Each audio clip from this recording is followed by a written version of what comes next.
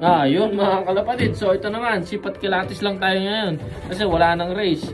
So ito yung isa nating additional dito sa loop natin mga kalapatid. Ito is I think isang babae pero possible na maging lalaki ito. Yan, ito yung pagmumukha niya. So line nga nito mga kalapatid is Thomas 6 Wolverine cross ng Cookman mga kalapatid. So, shoutout sa iyo Master Joven. Galing to kay Joven Pigeon Loop mga kalapatid. Tingnan nyo naman.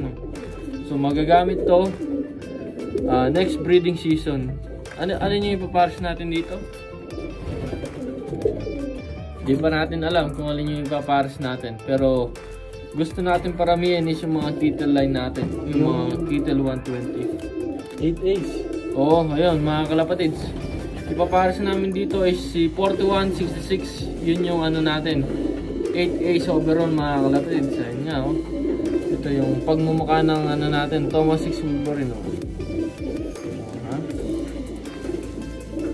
Oh, ganda ng ibon na to.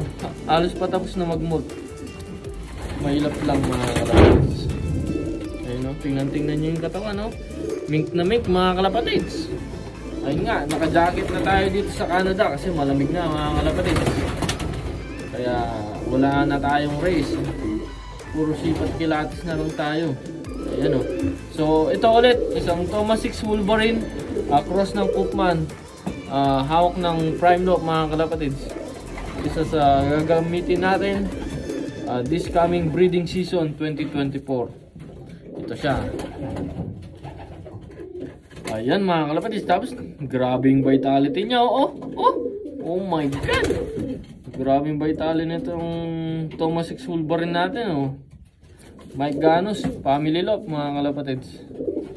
Hindi no, dito din oh. Grabe yung vitality oh.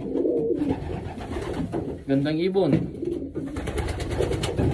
Ganda, nakaka-inlove.